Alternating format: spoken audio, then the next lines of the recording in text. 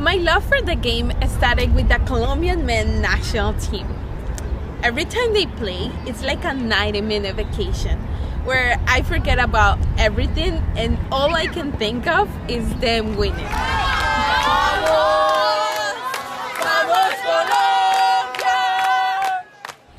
It's very fun and it's very exciting. However, when the US women national team won 13-0 against Thailand in their first match at the 2019 Women's World Cup, it was other type of emotion. Well, when they win, I get pumped. Like, I'm so excited because in the World Cup, that means they move on to another game. Soccer means so much to me, especially the U.S. women's national team, because they show me everything that's possible when it comes to female empowerment in sports. I felt everything. I was happy, I wanted to cry, I was so proud of them. I felt empowered, and I felt that I too could go after what I want without apologizing for my ambitions or my goals. Just me and the camera.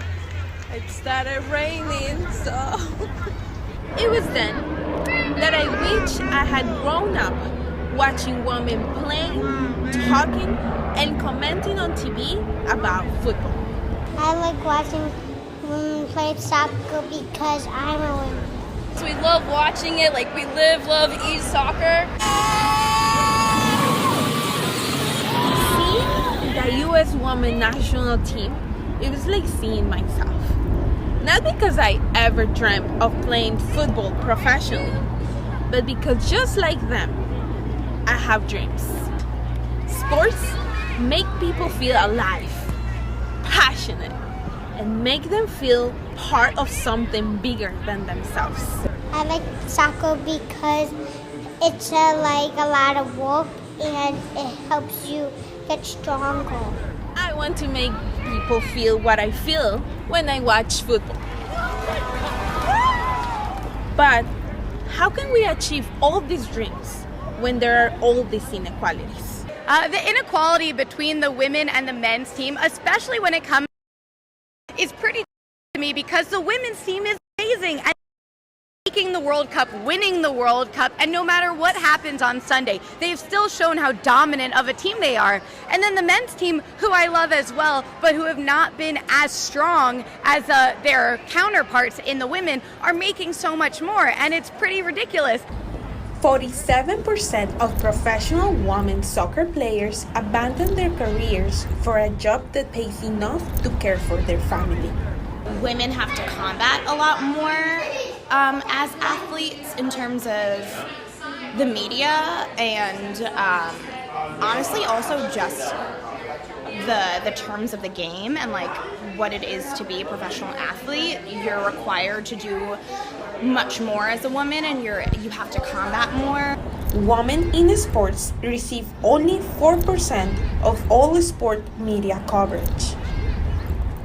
We, as fans of the beautiful game, can help close the equality gap by supporting the women's game. Whenever they play in Jersey, we go to every game at Red Bull Stadium, so we're going to continue doing that, buy their jerseys, and follow them on Instagram. Following your local women team helps these campaigns to grow, to be heard, and shows that you are committed to closing the inequality gap between genders.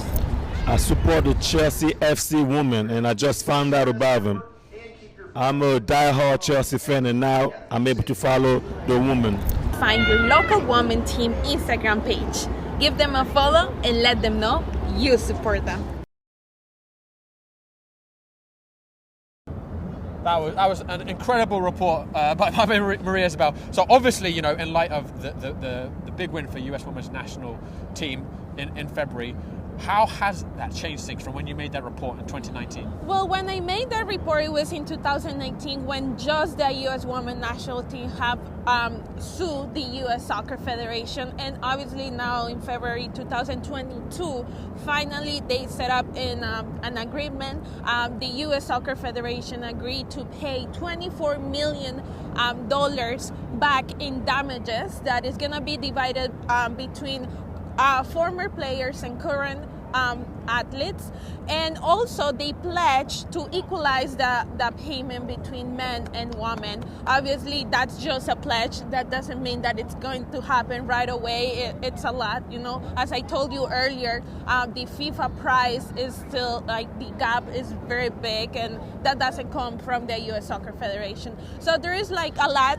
6 years have passed since first the U.S. women's national team started with this fight. They were, when they started in 2016, it was just like they were complaining about the wage discrimination. Then they dropped that because there was no progress. And in 2019, it was when they decided to sue the U.S. Soccer Federation.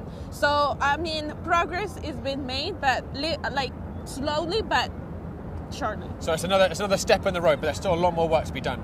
Yes, there is a lot of step because, again, the equal payment is just a pledge. It's not like something that it's going to happen right away. Well, that was a fantastic report. Thank you for educating me on that and for educating everyone. Really, really interesting stuff.